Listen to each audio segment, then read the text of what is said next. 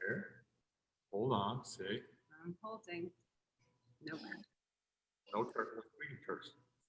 Kyle never curses. He's like very. I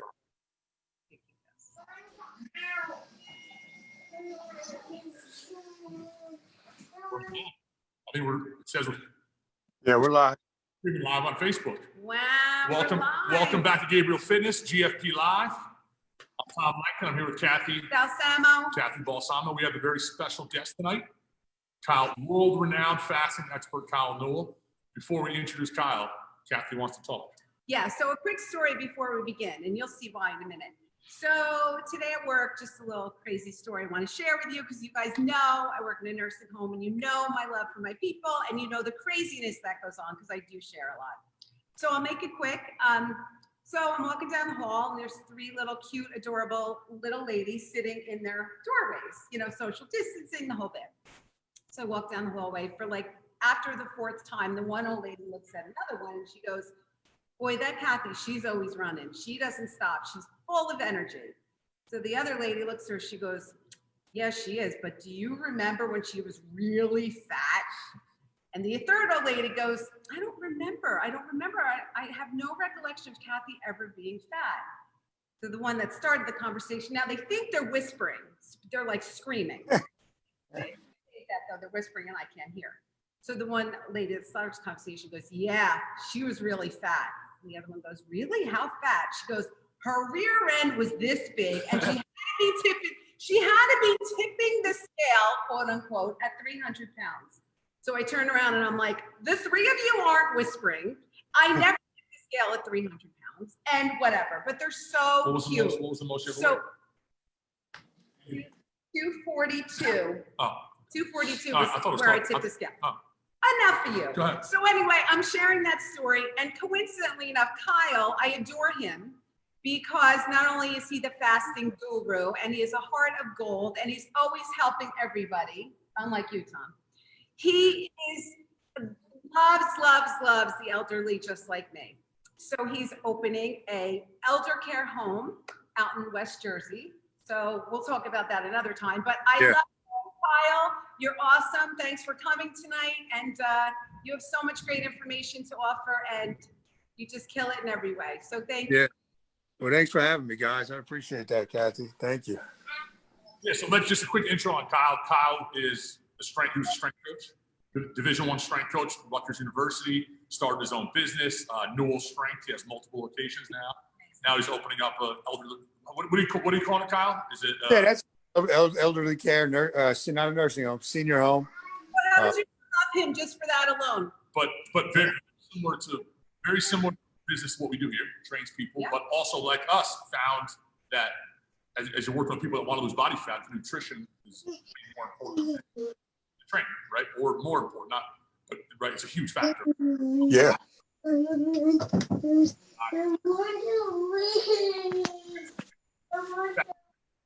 And we get tons of questions about this, but also it's a hot topic right now, right? Everybody wants to talk about it. There's a million people out there, and you have real life results. These are results from working. Oh yeah. I know questions.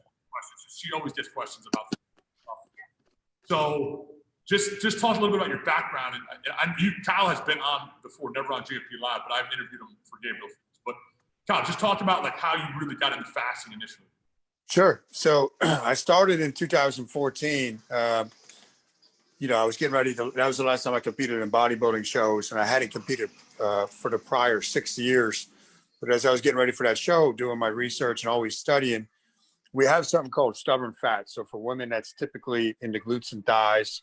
For men, it's typically lower abs and love handles. And the reason it's stubborn, it's a different type of fat cell receptor, has very poor blood supply. So in my research, because this was the first time Devin, my wife, was going to see me compete, I found that the only way you can increase blood flow to those areas is through fasting.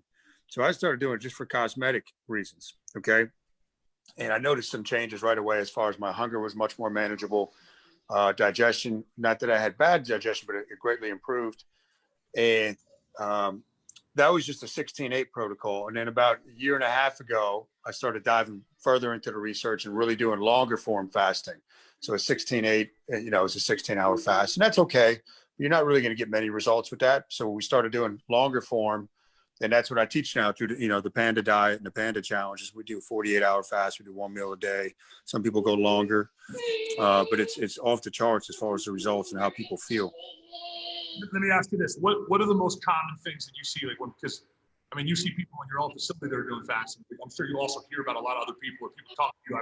I've tried it before, because I think that's the most common thing when we're talking about any diet is, oh, I tried that, it didn't work for me. I tried that, it didn't work for me. So what do you see as like the pitfalls, or what are people doing wrong when it comes in, or what do they have like the wrong idea about what it is? If you approach it as a diet, you're going to fail, right? The diet is something you don't want to do. And I'm not really restricting necessarily what foods. That's secondary. And usually they're not fasting for long enough periods of time. Like I said, 16-8, which is, that's your common intermittent fasting. That's better than eating multiple times a day, but it's not really going to change your body much. Very few people is that going to change. It's going to be enough to change your body and reverse the damage that's been done over the years. So let me ask you this. This is what Cathy, I was doing we were filming a couple of weeks ago, and I was doing a 48-hour fast, and Cathy was freaking out.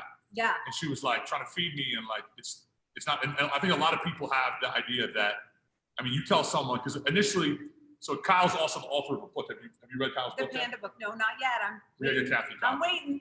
Kyle. One of the things, you start people off, you say it's good to start with a 24, but even better, a 48-hour fast, right? Yeah, you start with that. You build your confidence right out the gate, because a lot of people have fear around fasting. They've been led all these. They got to eat 5 times a day. They got to have breakfast. It's so important. So they've been led. Yeah, and they bought into all this stuff. So if you do a 48 right out the gate, and everybody that does this, man, that wasn't as hard as I thought. And now all of a sudden doing a 24 1 meal a day, in comparison, relativity, it's much simpler, and you knock that fear right out the park, right out the gate. Well, can you squash the fears for people? Because right off the bat, everyone's like, it's not healthy. Yeah. It's not healthy to not eat for that long, right? And that's the common idea that most people have, right? 40 hours without food, my blood sugar's gonna drop, I'm gonna have no energy, you're gonna pass out, you're gonna be dehydrated, all these different things that go through people's mind of like, it's not healthy to not eat that long. It's bad for your health. So can you squash that? Those I'll give some of the science in a second, but I would counter argue that and say it's the healthiest thing you can do for your body. If you're doing these longer form fasting. So the body is not meant to digest food constantly around the clock. You got to go back to how the body evolved. We would go days when you went back to tribes, and when we traveled in packs, people would go days without eating. This was the natural way to live. It was not eat 3 meals a day, 4 meals a day, 5 meals a day. All that stuff is based in marketing. And all you got to do is look at the state of health of the average person. Go to your shop, right? Just look at 10 people. I guarantee you 9 of them are probably going to be overweight. And they're the ones following the same advice. Got to eat multiple times a day. Got to keep my carbs low. They're following all the same stuff, and it doesn't work. So as far as longer form fasting, you're going to reduce inflammation. When you do a 72-hour fast, and if you did that once or twice a year, you're going to reset your immune system with 1 72-hour fast. So that alone, you can't even touch the effects this stuff has with any type of medication. It's so powerful. So it's just been, as far as like, okay, I'm going to get low blood sugar, I'm going to get dehydration. We have people drink the juice, it's a salt concoction we can go over. Low blood sugar, your body has, just like when blood sugar gets too high and insulin is released to clear that, when blood sugar starts dropping, another hormone called glucagon kicks in to keep it from going too low. And glucagon has to be elevated to lose fat anyhow. So that's the ideal state you want. But it really is by far, besides sleep, the healthiest thing you can do for your body. So how often do you say, let's talk about 48-hour fast, because 72 is, whatever, that's extreme, right? 72. But if like the average is the 48-hour one, how often would you do that? Like, how often do you recommend? So it depends on the goals, Cathy. It depends on what the person's goals are, right? If you're talking like people go through my Panda challenge, I don't want to cut you off. Most people watching this, right? Health and long-term health is a concern, but most of the people that are watching this and listening to this, they want to lose weight. Yeah. Right? So every week I would do a 48. 48. I would do it every single week. And that's what I do personally. The people that go to my challenge, that's what they do.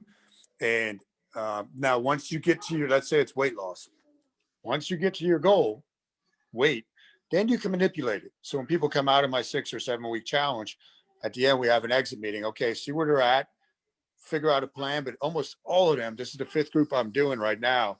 So you're talking about like 80 to 90 people that have been through this form of fasting with me, with the coaching. Almost all of them stay with 1 meal a day just because it's so simple. And it's just, they can't believe how good they feel and how good their energy is. So that's another thing with fasting is once you get a taste of what real energy is like, and you don't have to artificially do it through caffeine or thinking you need to get your energy from food, it's a game changer. And that's one of the things that fasting will do. So as far as longevity too, Big Tom, one of the healthiest things, because inflammation is the root of all disease. Inflammation is directly tied to insulin resistance. If we give the body a break periodically or weekly, even if it's 1 meal a day, even if you're not doing a 48, some people at our gym do great just doing 1 meal a day. And again, I want to preface that with, this is not a diet. So when the holidays come up, when Thanksgiving's here, go off. This is not a diet. This is meant to be a lifestyle. When I go on vacation, I I just kind of move the lever. I'll do my lunches with my family because it's something I look forward to. So it's not meant to be a rigid thing that you can never stray from, but the principle is something you can always come back to. You don't want to get too far away from. I think people fear the rebound. Right? Because most of the time, people go on diets, whether it's a paleo diet or calorie counting or whatever it is. They do really well, and then they have a bad weekend. Or like you said, the holidays come and they veer off a little bit. So if you're doing the fasting, let's say you do a 6 week or an 8 weeks, and you really ramp it up, then you go off the rails for a week. Will you reverse everything that you just did? No, not at all. I mean, you can even try now. Again, this longer form fasting I've been doing, it'll be coming up in March, will be 2 years straight of it. Even if, and I've got a big appetite, but even on vacation, when I try to eat, can't even budge my weight up, and from when I started personally with the longer form, I'm down 30, and it's been so easy. It's not, so you got to think with the regular diet where most people, you get the pendulum effect, right? With the regular diet where you're relying on cutting calories. Okay. And sometimes it's done through restricting a certain food group or whatever. Your metabolism is actually going to lower to match what you're putting in. Okay. And your main hunger hormone is going to go up. When you fast, this longer form fasting, metabolism actually goes up 5 to 14%, and your hunger hormones continue to go down. So it's a completely different metabolic pathway where you're not going to get this pendulum effect, and because it goes to the hormones. It's not, and that's why most diets, I would almost say almost every single diet that you can think of does not work for 99.9% of people. Let me play devil's advocate a little bit. All right. Of course. He's good at that. Well, I mean, you own a gym, right? Yeah. We train people here, and our main goal for everybody is muscle mass, right? So we've always talked about make sure you're eating enough, make sure you're not losing your muscle mass. Don't starve yourself because you don't want to lose 20 pounds and have 10 of it be fat and 10 of it be muscle, right? So if I do these longer fasts, is loss of muscle mass a concern for me if I'm going 48 hours without eating, or like you're saying 1 meal a day, it's hard to hit protein numbers and stuff like that. So I think especially, I mean, you're talking about working with older people. We talked about how important muscle mass is in long-term health. I think that's a common idea, is that if I don't eat, I'm going to lose muscle mass. I'm going to get weaker. Why am I even training? Yeah. And that's another myth completely. So with fasting, especially when you get into these longer ones, 24, 48, growth hormone goes up 2,000 to 3,000%. Okay. So it's growth hormone's excellent at preserving muscle mass and stripping off body fat. Okay. Luteinizing hormone, which is a precursor to testosterone, goes up. Okay. Even after a 5-day fast, it goes up 67%. And when you're more insulin sensitive, which happens through fasting, it's much easier to put on muscle. So I get this question a lot. The main stimulus for maintaining muscle or putting on muscle is the training. So that's what I always address first. As you know, a lot of people might not be training hard enough to either maintain or put on muscle. And then other than that, when you're more insulin sensitive, okay, it's something called calorie partitioning. So if you're eating 1 meal a day, you're training hard, calorie partitioning, the hormones in your body are going to signal where those calories are most needed, where they're most likely to go. When we set up this environment within the body, they're more likely to go to the muscle if they need it. Okay, if you're training hard, if they don't need it. So it's and again, I do the InBody, like you guys have the InBody, track my muscle. You know, I can get it to go up pretty much anytime I want. So if the training's there, and then if I needed to, I would make my one meal bigger if I had to. Let's talk. Do you have questions? Yeah, I do have a question because this actually came this morning to me via Facebook Messenger. What about like kids? What is the take on fasting with kids? Like I have a very dear friend who has an obese daughter and very concerning. So she's asking like, is fasting okay for like a child? And my kids could never, I mean, they would be dead somewhere because they eat like gut bones. But like, is it safe for a child? Do they still need, you know, those 3 meals a day? Like I don't know how to answer that. So it depends on the age of the kid, but like our kids are young. We got young kids here. They're still much more in touch with their body, kids, and their hunger signals. So we don't let them snack, my kids, very rarely. So if they're hungry, they'll eat a meal. Now, sometimes one of them is never really hungry at breakfast, so we don't force them to eat it. So they're eating 2 to 3 times, but fasting is especially now, if your friend's daughter is in that obese range, I would get her on fasting. I would get her cut that window so it's a 4-hour window each day, so she can have a lunch and a dinner, because you got to nip that in the bud now, or it's going to be a big issue as they get older. But it's completely healthy. It's great for brain function, for everybody, kids included, right? So I tell people, just now, if she got obese, food is a drug, so we got to remember that. Absolutely. You know, so she's probably just eating robotically and not the right foods, and maybe not, especially nowadays, not moving enough. So, but yeah, I would definitely recommend it. It's totally safe with kids, you know, and you kind of just go based on their mood and their performance, whether that's school, work, or whatever they're doing around the house. But they should not be eating more than 3 times a day. No way. And that goes against everything we were ever taught, because when we were growing up, it was like, you could skip dinner, maybe you could skip lunch, but you never skip breakfast. Like I remember like gagging before school because my mother was forcing us to eat breakfast. I have to eat breakfast. So it's a hard concept because everything we were taught all of our life, like all of a sudden it's like reverse now.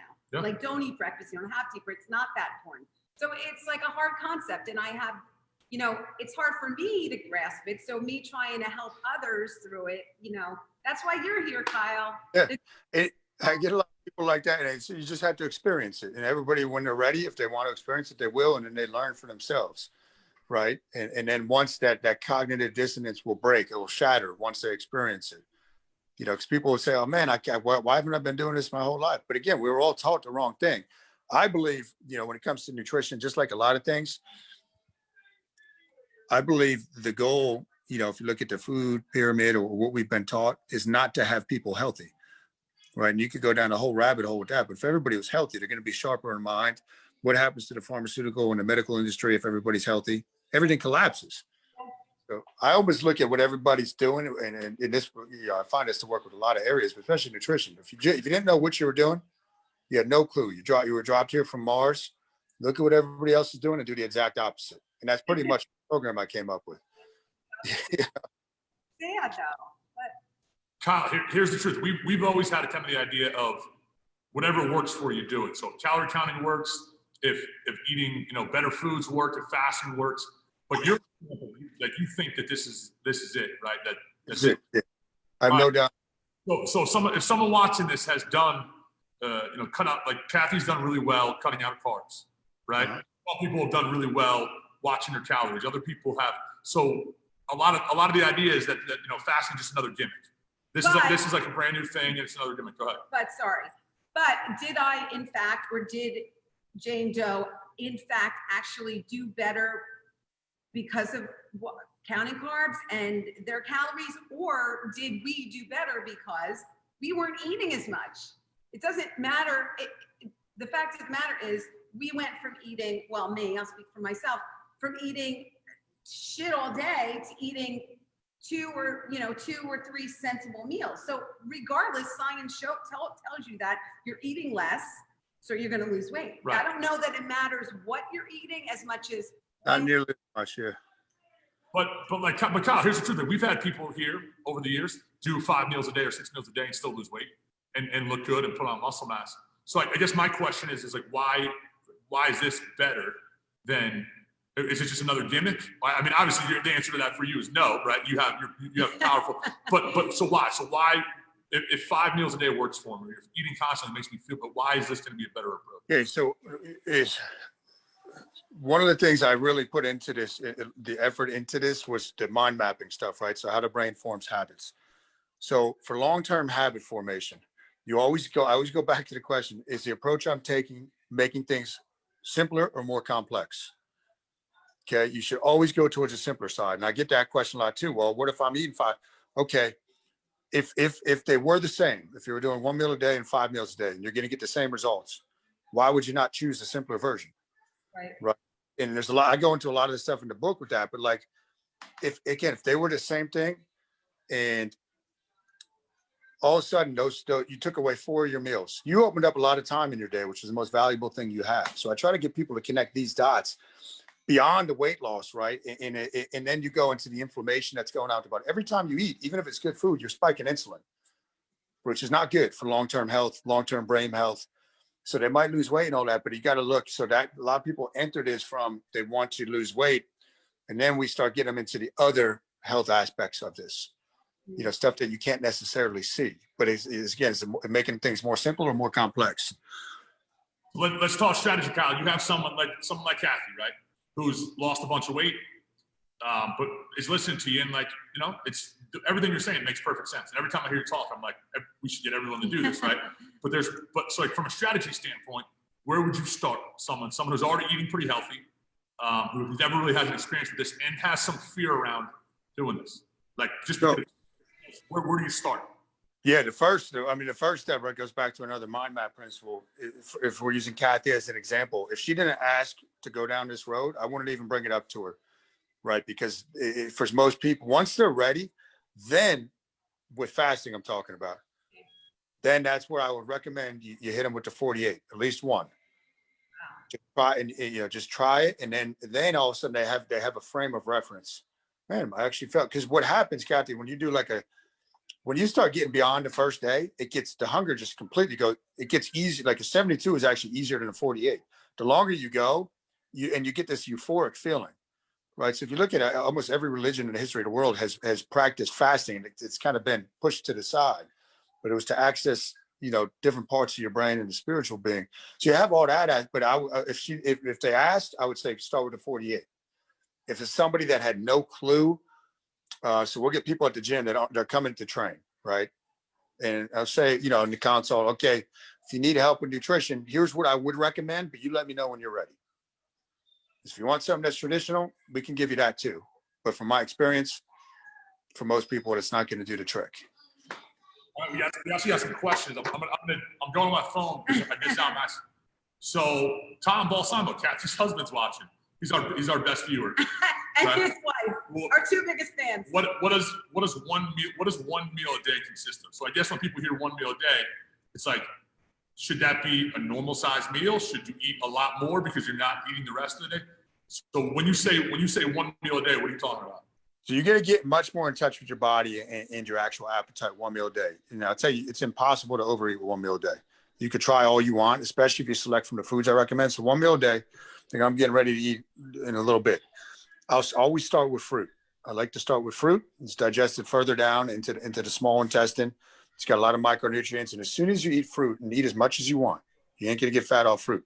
As soon as that enters through the stomach and passes through the stomach, it starts hitting what you have, these stretch receptors in your stomach, which already starts signaling, oh man, I'm already starting to get full, even though you didn't really put much in. Okay, because fruit is not very calorie dense. So you start with fruit. And then, for example, my meal tonight, I've got 3 potatoes on, so I have 3 potatoes. I'll have broccoli with that. I'll probably have a couple soft-boiled eggs, and then I do about a 1.5 cups of soaked overnight oats. That'll be my dessert. I'll put frozen berries with it. I'll put some peanut butter with it, and that's typically a meal. So I always like fruit to start, okay? And I like majority of what you eat to be a whole food, plant-based. Let your appetite dictate it, because a lot of people say, I'm going to eat some, and I say, go ahead and try, but most people are very surprised. Wow. We had over during quarantine, we had a cohort of our clients go through a kind of a fast. And we got some great results. But one of our clients, I won't say her name, but brought up a good point. She's like, this reminds me of an eating disorder. and I don't mean to make jokes of an eating disorder, Yeah. but think about something like anorexia. It's just basically starving yourself. And immediately that's where her mind went. It was like, yeah, you're going to lose weight, but is that really healthy?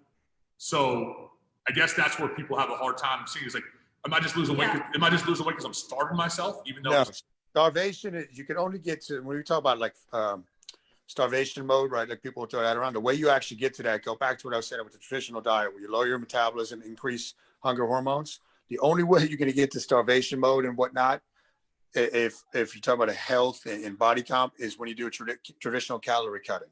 Okay, when you fast, then you got to be of the right frame of mind. That's why I said if somebody with an eating disorder, unless they bring it up to me, I won't even bring it up to them, because there's other issues up here they got to deal with first. Yeah. Right. But as far as letting your body, and it all goes down to the hormones, right? If you can have growth hormone high in mild levels of cortisol and adrenaline, not overly stressed, but just mild levels, can improve brain function, increase metabolism. It's the healthiest. But again, this is when people have that mindset that they're starving themselves, they've just been, again, taught the wrong thing for years and years and years. Right. And it's, you can't, a diet is something you can't wait for it to be over with. Right. And that's the differentiator, finding the right fasting level once you're ready to do it. It's something you actually look forward to. Yeah, and when you feel so good, that's what I was saying a couple weeks ago. Like it's a no-brainer for me. Like I'm not gonna eat this shit, and I don't want the cheesecake, and I don't want. Yeah. Why? Because the 5 minutes of chewing, swallowing, and I feel like shit. I mean, I can't.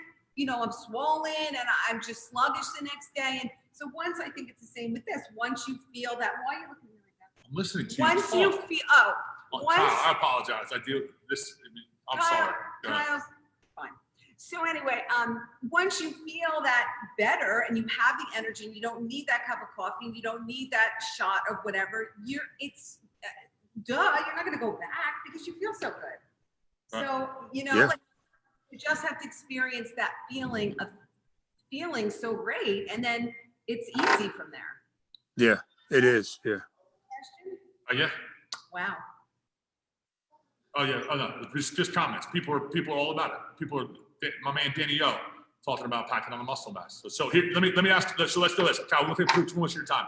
If you, No, he's hungry. If you guys really want, he's not hungry. He just talked about how he's not hungry. But he wants his fruit and his oats and his. If you want to dive deeper into this and like legit want to plan, check out Kyle's book. It's on Amazon. We'll put it posted. It's an awesome book, Kyle. And Thank you. Go into the mind, and that's a huge part of your coaching is the mindset side of it, right? Yeah. But let's talk more strategy. So someone's watching this, they've never done it before, but they're ready to give it a shot. Okay. So you say start with a 48. So let's say tomorrow I'm gonna eat dinner tonight. I'm not gonna eat again for 2 days. So today is what, Tuesday? Yeah. So I'm not gonna eat again until Thursday dinner. Oh, right? You're gonna be cranky. There's my 48. So what does that look like? Am I allowed to have coffee? And like those are the questions that always pop up. Like, yeah. Not eat anything. That's a huge one. Can I have coffee? I'm right. like, why is everybody so hooked on coffee? If anybody's trying to get off, I'm a caffeine addict, and Me like too. I cannot eat for a week. But if you take my coffee away, I'm probably gonna murder someone. Yeah, and coffee is a comfort food, so that's okay. I recommend if you're first starting, you could do black coffee, put some cinnamon if you want. You can do tea. You got to do the juice. So the juice you're putting, this is key, in your water. I'm right here next to my cabinet. Your sea salt, okay, your baking soda, and got to get, there's different brands of this, but no salt or low salt, which is your potassium chloride. If you look at the main ingredient, potassium right there, you put that in, you could fast for a month just on that and you'll be fine. You have no issue. And that's, even if people aren't fasting, I think I told you this in the summer two-time, even if you're not fasting, I recommend people do that. And in interview I did this morning with one of the cardiologists, local cardiologists, he even recommends that now to his patients. I was just going to say, how many people are on anti-inflammatories? How many people are on a prescription med where, like, that's what gets me sometimes. Like, there's so many natural approaches and Oh, yeah. yet, like, I don't know. It's kind of like crazy. So, Kyle, let me ask you this, dude. So, from a strategy standpoint, what happens a lot of times, and you see this too, anytime we put someone on any kind of meal plan, they immediately start looking for like the workarounds a little bit, right? So then they start saying, okay, well, fasting means you're talking about not having any calories, right? Well, diet, but you can go into a 7-Eleven and half of the drinks now are 0 calories, right? They have Gatorade with no calories. They have every kind of soda with no calories. there's a lot of like meal replacement type things that are 0 calories or super low calories. So if I'm fasting, is it okay to have a diet soda? Is it okay to have a Gatorade Zero and things like that? Just get, people are always like, I need some flavor, I need this or I need that. Like, are there workarounds that jack you up?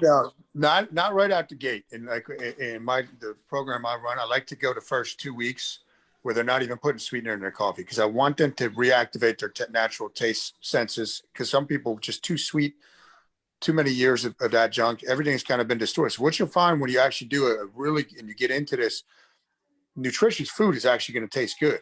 You don't need to have a cookie. And another way, so when I'm giving people, okay, what should I eat? Majority should come from the earth. And then if it has more than 5 ingredients, especially the first couple of weeks, unless it's your cheat day, so I build that in.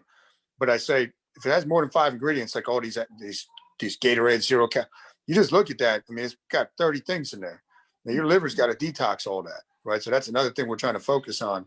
So if you just frame it that 5 ingredients or less, then they've got to actually think, because now they have to think about it. They're further making those connections in their brain, those associations, which is going to further enhance their results. All right, last question I have. I'm sure you've been bored. No, I'm good. We did a Thanksgiving episode a couple weeks ago, right? And so we were kind of going back and forth. Is it better to try to eat really clean during Thanksgiving? Is it better to fast? So with the holidays coming up, right? People know they're going to have parties. People know they're going to have huge meals. Is this a strategy that can help you kind of counteract and almost eat whatever the hell you want? So if you know you're going to have Christmas Eve dinner or Christmas dinner, whatever, or a big party, and you're going to eat like absolute shit, can this kind of negate the negative effects of that stuff? Oh yeah. Yeah. You get away with you have a lot more leeway when you're fasting like this. Wow. You get a lot of leeway, and so it's a lot more liberating. But yeah, like if you had a holiday party coming up, let's say it was Christmas Eve's a Thursday, let's say it was a Wednesday night, and you're going to go off the rails, well then try to fast throughout the day. And then just enjoy that night. Do whatever the hell you want. So there should be that's something I try to teach people is we're trying to break these guilt patterns that have been put in through traditional diets. This is forbidden. Nothing's forbidden. Right. So again, we're thinking long-term how we can do this. But yeah, it's a great question, Tom. That's a great way to navigate holidays and vacations and all that stuff. Just gotta avoid the leftovers. That's the hardest part. Yeah, I know. Well, you just gotta know, like holidays coming, right? So January 2nd, I think that's a Saturday, let's say, whatever. But that Monday, whatever it is, the 4th, boom, you have in your head, I'm back on track. So don't even, I would give it that 2 weeks, try to follow some fasting principles, but enjoy yourself. And is it okay? I got another question. Of course, I have more. But he always says his last question. I mean, you work with people, right? People have busy social calendars, especially around this time. And I think that's one of their biggest fears. Anytime someone changes what they're doing nutritionally, it's like, well, it's going to jack up the parties, and I'm going to have to explain to everybody. Like, there's a fear around, like, I got to tell everybody what I'm doing, and then it's embarrassing. I don't want to tell people. So, like, no, I don't care about that, but I think, like, because it's different. It's so different than anything we've ever been taught. Like, it goes against everything we've been taught. So that's the hard part, not explaining it to people. It's for yourself to accept that this is the new way. This is a healthier approach. Yeah, and even then, let's say you were just starting, it's still only going to be, even if you wanted to eat, right? You're really talking about like lunch socials and dinner socials. So you're still only talking about two times a day, which is better than most. And it's it just makes it, when people ask me to go out to eat for something, I'll be like, I'll come have a coffee with you, but I don't eat at this time. Now if it's a social thing, and then that's more like a business thing. But if it's a social thing, then hey, I'm going to go. I might enjoy it, depending on when it is and if I want to do that. But it's my choice. Yeah. But it is unusual. But it's again, look at what most people are doing. Do the opposite. You're going to be right on the money. But with the holidays, enjoy any social activities you have. What about alcohol? Because that's always another big question. Usually, coffee and alcohol are the first two. So if I'm fasting, I guess it goes back to the 0 calorie thing. Can I have some vodka? Can I have some tequila if there's no calories in it? Or do I have to fit my booze into the fasting windows? So when I have, on the weekends, I'll have some drinks. I personally like to break my fast with alcohol, and I don't like to eat until I've had my drinks because, first of all, you feel it much more, right?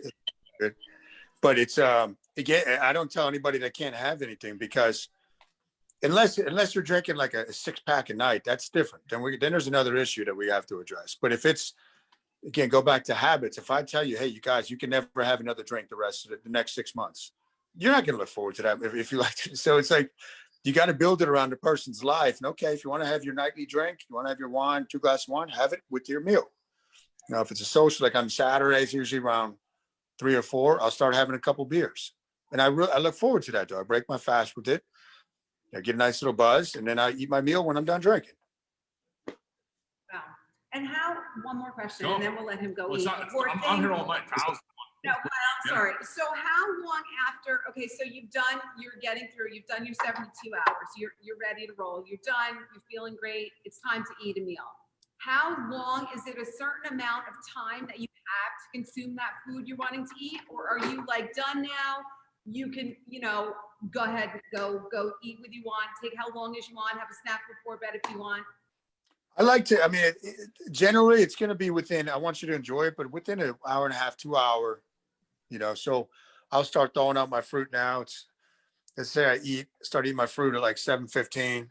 I'll be done with my oatmeal by about 8:45. I just kind of, but it's not like an open-ended, okay, eat the rest of the night. And for most people, I recommend, for social reasons and just for strategy, that dinner is their main meal if they're doing like a 1 meal a day. For most, because there's a lot of people want to eat with their family, and it's the end of the day, you can actually eat in a relaxed state. Okay. And it's something to look forward to. I believe in, so this with fasting or feasting. That's how I look at it. You're having a feast or you're fasting. That's it. Does it work in reverse? I got another question, Kyle. I'm gonna keep rolling. I'm just gonna keep firing. Go ahead, dude. So let's say like this Friday we have the GFP Christmas party, right? I don't know. We're doing a GFP virtual Christmas party. Probably gonna have some drinks. Probably gonna eat a little bit. Oh, it's virtual? It's virtual, yeah. We have too many. Come on, man. But we're keeping it safe. We got to train people. Okay. But if let's say I have a terrible night, is it a good strategy to then fast after that? Is there benefit to that? Like then I start my 48 after a terrible meal. Does that? Yeah, we have people that'll try to kickstart it and all that. So on a weekly basis, what I have people do in my plan, what I do personally is Sunday is and now I'm not rigid. Like if I want to have something Saturday, I do it. But Sunday is, for lack of a better term, my cheat day. And with that, I know routine is coming back. So I always go from Sunday right into my 48. Wow. So I have this peak, eat whatever, A matter of you're doing it. So you can work at any time during the week. It doesn't have to be on Monday or right, whatever. No, doesn't have to. I just recommend, for most people, if we're not talking about holidays and all that during the week, usually Monday is not a high social activity day. And you're starting with your routine again. So I've just structured it like that because it's just simple for people. But if the schedule is off, I wouldn't stress it too much. All right, let him go eat. All right, Kyle. Kyle, you're the best. Make sure everyone watching this, check out Kyle's book, The Panda Diet. It's on Amazon. We'll put the link to it below. But that maps out an entire strategy of not only what you eat, how you set it up, the mindset of it, tells your backstory. So check out that book. Again, we'll post a link to that. But Kyle, thank you again for your time. Thank you, Kyle. Appreciate it, guys. Have a great night, Kyle. All right, you too, guys. Bye. I think that's it. That's it. Well, that was awesome. We're still live. That was awesome. If you guys have more questions about fasting, maybe we can bring Kyle back on. But that's another strategy that's awesome. It's the reason we like bringing Kyle on is because it's so different than even what we teach here. Yeah. And that's okay. It's like, don't be rigid in your ideas. Yeah. Of like, this is the only thing that works. Yeah, and absolutely. We had, like I said, about 70 people do it during quarantine. Wow. And the people that stuck with it and like followed the plan and went, it's funny because we had a few people. I should have brought this up. I'm going to bring it back on. But we did have a few people that stuck to it, just the 16-8. They never did a long one. Right. They went 16-8. I know. I could talk to him for days. Right. No, it's such an interesting dude. Yeah, he's so good. Kyle, if you go on and just search Kyle on Facebook, he does videos almost every day about fasting. He's like, he's into it. It's like, this guy has done the research. So there's a lot of science behind this stuff. Yes, absolutely. But we saw the tangible results. And it wasn't for everybody. Like Kyle said, some people just weren't ready for that, or their mind wasn't ready for it. As far as like, it's like with anything, you got to be there mentally. Right. So Yeah. you got anything else? No, I think I'm good. Yeah. It was awesome. We got Christmas coming up. Did you have anything yet? You were my first on my list. I got it. You're lying. I have it. It's home. Well, if anybody needs anything, don't forget, right? Check out our website, free 7-day trial. Come in, come train with us. We can talk fasting or kind of get you on an Yep. approach. Cathy has her healthy recipe page. So if you are fasting and then you want to do some healthy You food can- in your you can window, do that. you can Yes. find some recipes. Yep. Check out Kyle's book. Those are all the plugs. We did a lot of plugs. I know, a lot of plugs. Oh, and the old age home, of course. We have to plug that, but that's not open yet. We'll wait for that. We'll wait for that one. So Kyle's awesome. Yeah, we're done early. 7. We went early tonight. We saw people on.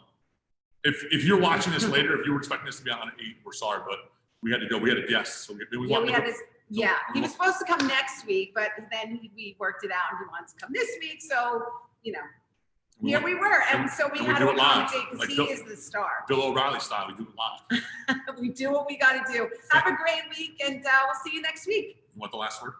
No, you go. First. I'm not. Hold on.